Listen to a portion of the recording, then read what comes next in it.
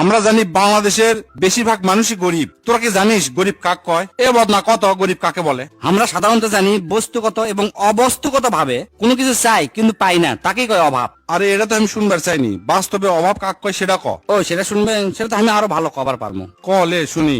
আমি যখন কলেজে আসি তখন আমি আমার মা কই, মা কলেজে যাবো 20টা টাকা দাও। মা তখন গোটাল বাড়ি খুঁজে খুঁজে কোন টাকা পয়সা পায় না, কুদ থেকে না কুদ থেকে খুঁজে 10 টাকা বার করে দেয়, দিয়ে করছে যা বাবা 20 টাকা নাই, 10 টাকা নিয়েই তুই কলেজে যা।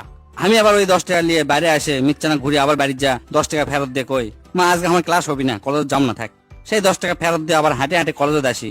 এই হাঁটে হাঁটে কলেজে আসাকেই বলে অভাব। আমার বাপের অফিস হচ্ছে 9টা থেকে 5টা পর্যন্ত, কিন্তু সপ্তাহে 4-5 দিনই দেখি আমার বাপ 5টার সময় বাড়িতে না আসে রাত 10টা 11টার সময়। এত রাত হওয়া দেখে তখন আমার মা আমার বাপে কয় এত রাত হলো কা বাড়িতে আসতে। তখন আমার বাপ বড় একটা নিঃশ্বাস ফেলে কয়, যে অল্প বেতন পায় এই বেতন দিয়ে তো সংসার চলে না, ওভার টাইম কাজ করনো, ওভার টাইম কাজ না করলে কি সংসার চালান পারমো? বাপের এই অতিরিক্ত কষ্ট আর পরিশ্রমী হচ্ছে আমার কাছে অভাব। মায়ের শাড়ি 24 জায়গা ছিঁড়ে গেছে, 25তম জায়গা যখন মাও সেলাই করে, আমি ওটা দেখে কই মা তুমি সিরা শাড়ি সেলাই করি চকে, এটা তো আর পরা যাবি না, তুমি পাল্টাও। মা তখন হাসতে হাসতে কয় না না শাড়ি ভালোই আছে, আরো 6 মাস যাবি। মায়ের এই হাসতে হাসতে সেলাই করাটাকে আমার অভাব মনে হয় স্যার। আমি লেখাপড়া করতে করতে ফাঁকে ফাঁকে টিউশনি করি, টিউশনি করে যে টাকাটা পাই ওই টাকাটা যখন মায়ের হাতে তুলে দে কই এই লাও টাকা, সংসার চালাও। মাও টাকাটা পায়া যখন স্বস্তির শ্বাস ফেলে এবং মুচকি হাসে, এই মুচকি হাসাই হচ্ছে আমার কাছে অভাব স্যার। আমার সব বন্ধুরা মোটামুটি আইফোন ব্যবহার করে, কিন্তু আমি ব্যবহার করি বাটন ফোন। যে বাটন ফোন আমার বন্ধুকে সামনে পকেট থেকে বের করা পারি না, লজ্জায় পকেটের মধ্যে থুয়ে দিই। এই লজ্জায় হচ্ছে আমার কাছে অভাব স্যার। অভাবের কারণে যখন কাছের মানুষ দূরে চলে যায়, এই দূরে চলে যাওয়াটাই আমার কাছে অভাব মনে হয় স্যার। টিউশনি অল্প টাকা দিয়ে যখন ছোট ভাই বোনের জন্য ঈদের জামা কিনে দিই, কিনে দেওয়ার পর দেখি আমার পকেটে তার 1 টাকাও নাই।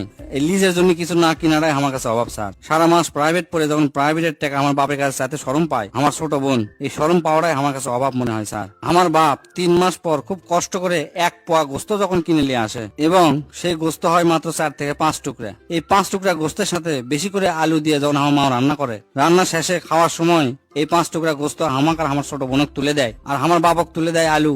সেই আলু আমার বাপ খাতে খাতে কয় যে বাহ এই গরুর গোস্ত রান্না আজকে সেই টেস্ট আছে, গোস্ত ফাইন সিদ্ধ আছে।